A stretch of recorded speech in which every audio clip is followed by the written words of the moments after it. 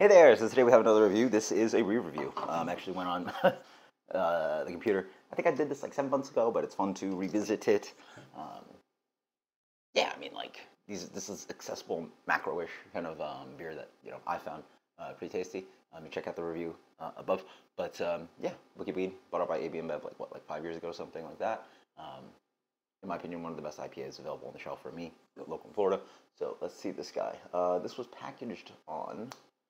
So it's great that they actually have a Best Buy that's about like 6 weeks. No, not 6 weeks, not that short. 2 months plus 2 months plus 2 weeks. 2 months plus 2 weeks. That's like 10 weeks. Yeah, 10 weeks. 10 weeks. Pretty good. Pretty good. It's actually under 3 months. So 2.5 months. They're giving you a Best Buy on this one. This was canned about a month ago. I got it about 3 weeks ago. Found it on the cold shelf as well. Widely accessible. Again, you could just run into a gas station and find this guy, and like a supermarket. So, I mean, that's what you get with placements because bought out. But hey, what is it? 7.3% Pernicious IPA. This is they say American, New Zealand, Australian. So I mean, they have all the hops, right? So they got like Citra, Galaxy, Multi-Wake, Pacific Jade. There's a bunch of hops in here. Yeah, let's see how this guy holds up. First of all, the beer is quite light. I think on the website it's like Pilsner, acidulated, and like carafoam. So these all are pale malts. These are not anything, no crystal, no caramel malts, nothing darker. And you could see that.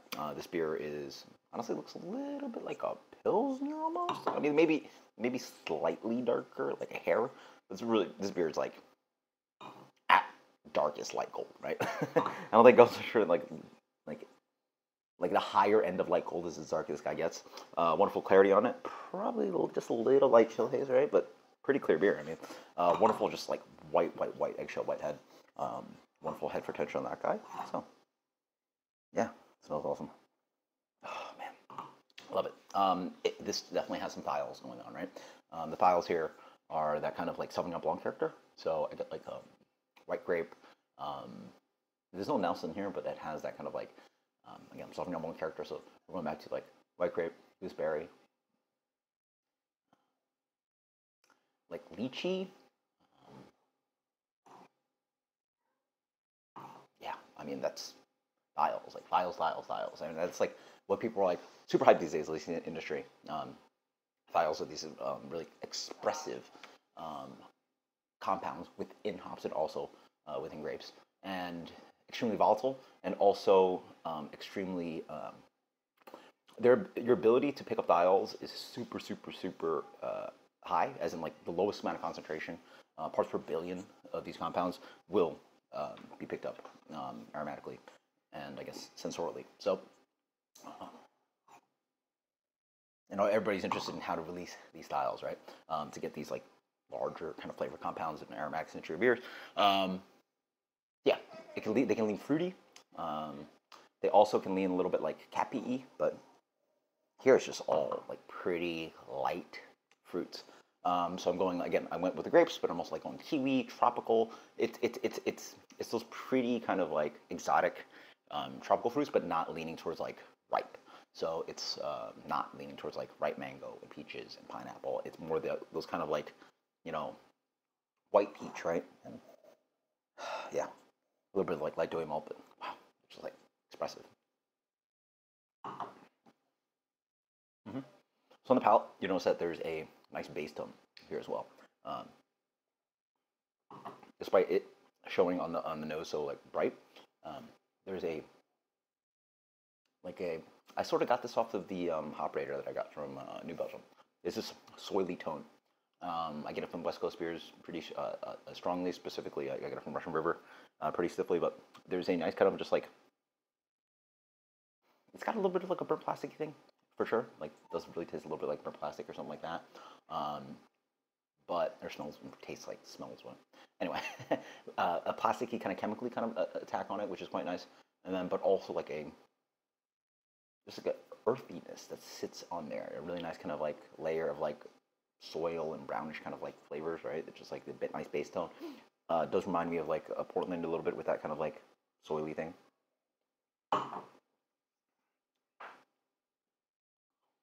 but the fruitiness is quite expressive. Follows with the nose.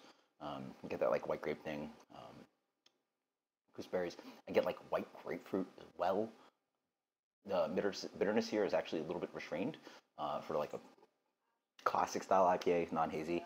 I'd say the bitterness is medium plus at highest. Clean, like stripped down malt bill.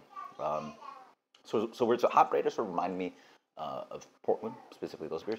This one reminds me more of like stripped down, updated West Coast IPA, right? They pull back on the crystal malt, these modern IPAs. They pull back on the bitterness a little bit. They leaned on a little bit of the soily character, and then they've allowed for these other like fruitier hops to show through. Sometimes they're thiol heavy. Here, this is very thiol heavy.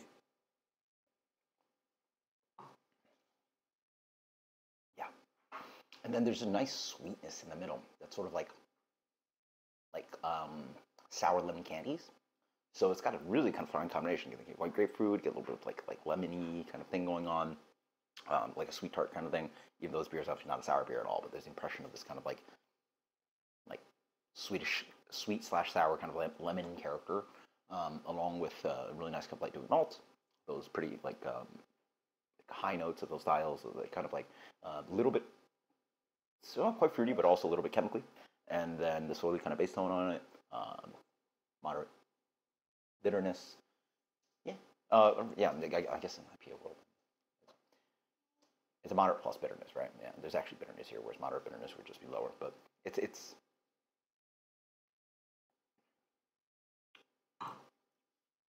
I go moderate bitterness. Yeah, moderate, leaning towards moderate plus bitterness.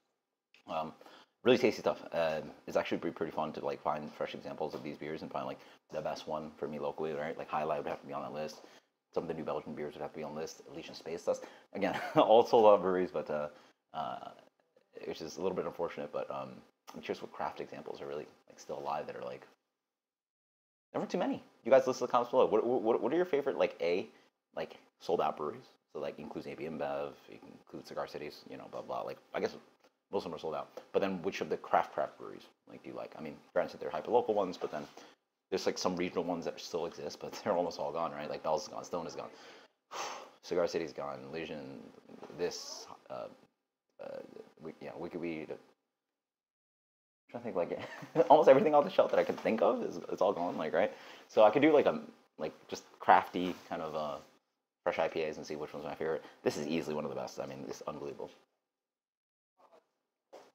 I'm gonna stick to my rating. I believe I gave this a 96 like months ago. Guess it again. It's just so freaking good. I like his wonderful high drinkability. I like his complexity to it. This beer tastes like it's honestly like takes like one of those stylized beers. Like so these are these there's these yeasts that like are supposed to express bound thiols. Like they're styles that are just not aromatically expressive unless they're like triggered by like biotransformation by yeast. And it's almost as if like this beer has like been thiolized, and then there's like products that like there's like thiol product.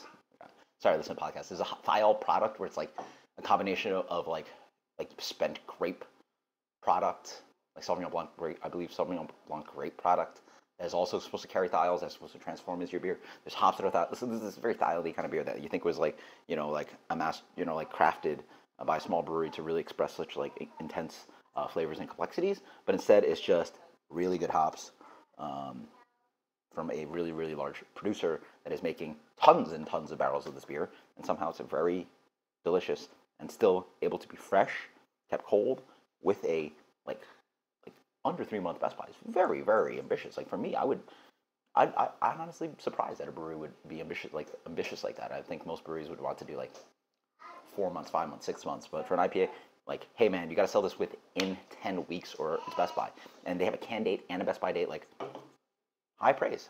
Like, we hate the fact that like some of these brands have been sold out, but like they're still making delicious, amazing beer, and obviously using some of those, the capital and the power of a large brewery to, I guess, get it to us. But high praise, 96, unbelievable. Pernicious IPA, let me think, so good.